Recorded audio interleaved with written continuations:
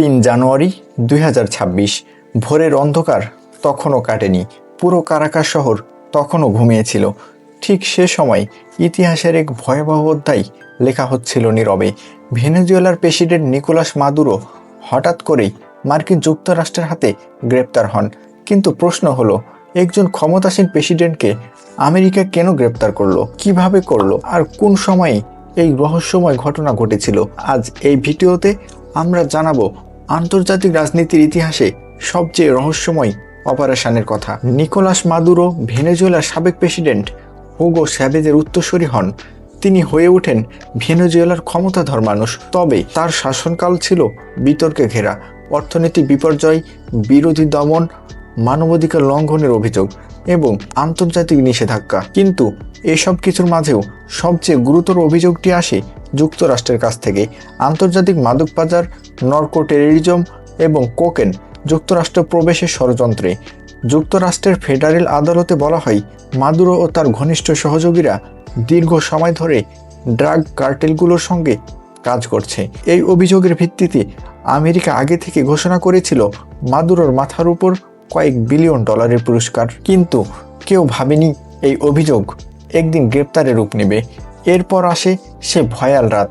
তারিখ 3রা জানুয়ারি 2026। সময় ভোরের ঠিক আগে মার্কিন বিশেষ বাহিনী একটি গোপন সামরিক অভিযান শুরু করে। এই অপারেশনের কথা কখনোই ঘোষণা করা হয়নি, এমনকি মার্কিন কংগ্রেসও এ বিষয়ে কিছুই জানত না। কিন্তু সামরিক সূত্র বলছে এটা ছিল বহু মাসের পরিকল্পনার ফল। আগেই পাতানো হয়েছিল জাল। মার্কিন নৌবাহিনী ভেনেজুয়েলার উপকূল ঘিরে রেখেছিল। ক্যারিবীয় সাগরের যুদ্ধজাহাজ আর বিমান বাহিনীর রণতরী মোতায়েন করে এক ধরনের সামুদ্রিক অবরোধ তৈরি করেছিল। যুক্তরাষ্ট্র ভেনেজুয়েলাকে ঘোষণা করে মাদক কারবারি রাষ্ট্র হিসেবে। ট্রাম্পের এমন বাহানা যেন মাদক কারবারিকে তারাই ধরবে। কিন্তু এসব পরিস্থিতি গ্রহণের আসল লক্ষ্য ছিল একজন, আর সেটি হলো ভেনেজুয়েলার প্রেসিডেন্ট নিকোলাস মাদুরোকে গ্রেপ্তার করা। সিআইএ এর গোয়েন্দারা মাসের পর মাস তার গতিবিধি নজর রেখেছিল, অপেক্ষায় ছিল কখন তাকে গ্রেপ্তার করা হয়। অবশেষে সেই সুযোগ আসে নতুন বছরের শুরুতে, সে কাল রাতে। অপারেশন সাউদার্ন স্পিয়ার নামে এক গোপন মিশনে রাত ঠিক 2টায় নির্দিষ্ট সময়ে ভেনেজুয়েলার আকাশে মার্কিন F-35 যুদ্ধবিমান গর্জে ওঠে। এইসব যুদ্ধবিমান ভেনেজুয়েলার আকাশ প্রতিরক্ষা ব্যবস্থাকে হামলা চালিয়ে ধ্বংস করে দেয়। আকাশপথ পরিষ্কার হতেই কারাকাসের আকাশে আসে ডেল্টা ফোর্সের বিশেষ হেলিকপ্টার স্কোয়াড্রন। কিন্তু এই সময় ভেনেজুয়েলার প্রতিরক্ষা ব্যবস্থাকে দেওয়া হয় এক ধরনের ধোঁকা। ডেল্টা ফোর্সের হেলিকপ্টারগুলো কারাকাসে আকাশের আসার সাথে সাথে F-35 যুদ্ধবিমানগুলো অন্যদিকে মোড় নেয়। শুরু হয় প্রচণ্ড গোলাগুলি এবং বোমাবর্ষণ। তীব্র বিস্ফোরণে চারিদিক কেঁপে ওঠে। চারিদিকে আগুনের লেলিহান শিখা দেখা যায়। মুহূর্তে রাজধানীর সব যোগাযোগ ব্যবস্থা ভেঙে পড়ে। রাতের এই ধ্বংসযজ্ঞের মূল উদ্দেশ্য ছিল আরেকটা টিমকে নিঃশব্দে ঢুকে পড়ার সুযোগ তৈরি করা। এই ফাঁকে মূল আক্রমণকারী দল কাজ শুরু করে দেয়। মার্কিন বিশেষ বাহিনী ডেল্টা ফোর্স প্রস্তুত ছিল কারাকাসের কেন্দ্রে পৌঁছাতে। ডেল্টা ফোর্সের হেলিকপ্টারগুলো ভবনের ছাদ ছইছই করে এগোতে থাকে, কোনো সতর্ক বার্তা ছাড়াই। এভাবে প্রেসিডেন্ট মাদুরোর অতি সুরক্ষিত ভবনে হেলিকপ্টারগুলো হানা দেয়। যদিও প্রেসিডেন্টের নিরাপত্তারক্ষীরা প্রতিরোধের চেষ্টা করেছিল, কিন্তু ডেল্টা ফোর্সের প্ল্যানের কাছে প্রেসিডেন্টের নিরাপত্তারক্ষীর এই প্রতিরোধ খুব নগণ্য। বিশেষ কোনো বাধাই দিতে পারেনি তারা। হেলিকপ্টার থেকে ভারী মেশিন গানের গুলিবর্ষণ চলতে থাকায় মাথা তুলতে পারেনি নিরাপত্তারক্ষীরা। এর মধ্যেই ডেল্টা ফোর্সের সদস্যরা প্ল্যান ভিত্তিক ভাগ হয়ে একসাথে একাধিক দিক দিয়ে ভবনের মধ্যে ঢুকে পড়ে। কোন দরজা দিয়ে কে প্রবেশ করবে, কোন সিঁড়ি বেয়ে কে উপরে উঠবে, সব কিছু ডেল্টা ফোর্সের আগে থেকেই প্ল্যান ছিল।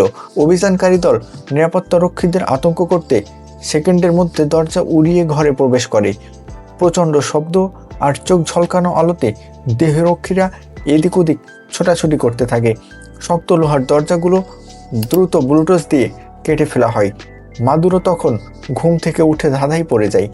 সেই সাথে কমান্ডোরা দ্রুততার সাথে নিকোলাস মাদুরো ও তার স্ত্রী সিলিয়া ফ্লোরেসকে গ্রেপ্তার করে ফেলে। কোনো আলোচনার সুযোগ না দিয়ে কয়েক সেকেন্ডের মধ্যে নিয়ন্ত্রণে নেই ডেল্টা ফোর্স। ছাদে অপেক্ষাকৃত বিশেষ ধরনের হেলিকপ্টার দ্রুত উঠিয়ে নিয়ে সেখান থেকে উড়াল দেই। কারাকাসের আকাশ পেরিয়ে যেতে থাকে ক্যারিবীয় সাগরের দিকে। সেখানে প্রস্তুত ছিল যুক্তরাষ্ট্রের এক বিশাল রণতরী, যাকে একটি ভাসমান মার্কিন ঘাঁটিও বলা যায়। তাদের মিশন সফল। এরপর অবিশ্বাস্য দ্রুততার সাথে তাদের ভেনেজুয়েলা থেকে যুক্তরাষ্ট্রের নিয়ন্ত্রণে নেওয়া হয়। বিশ্ব যখন ঘুমাচ্ছিল, তখন একজন ক্ষমতাসীন প্রেসিডেন্ট ইতিমধ্যেই মার্কিন হেফাজতে। গ্রেপ্তারের পর নিকোলাস মাদুরোকে নেওয়া হয় মার্কিন ফেডারেল আদালতে। সেখানে তিনি নিজেকে এখনও ভেনেজুয়েলার প্রেসিডেন্ট বলে দাবি করেন এবং সব অভিযোগ অস্বীকার করেন। কিন্তু এই গ্রেপ্তার ভেনেজুয়েলাকে ঠেলে দেয় এক গভীর রাজনৈতিক অচল অবস্থার দিকে। দেশটির একাংশ বলে এটা ছিল সার্বভৌমত্বে হস্তক্ষেপ, অন্য অংশ বলে এটা ছিল বহুদিনের অপেক্ষার ফল। আন্তর্জাতিক মহলেও শুরু হয় তীব্র প্রতিক্রিয়া। কেউ সমর্থন করে, কেউ নিন্দা জানায়, কিন্তু সবচেয়ে বড় প্রশ্নটি এখনও রয়ে গেছে, নিকোলাস মাদুরো কি সত্যি একজন আন্তর্জাতিক অপরাধী, নাকি তিনি বিশ্ব রাজনীতির এক ভয়ঙ্কর খেলায় একটি মাত্র গুটি? এই গ্রেপ্তার কি বদলে দিবে লাতিন আমেরিকার রাজনীতি, নাকি এটা আরও বড় সংঘাতের সূচনা? উত্তর এখনও অজানা, কারণ ইতিহাস বলে এই ধরনের ঘটনাগুলোর আসল সত্য সময় ছাড়া কেউ প্রকাশ করে না।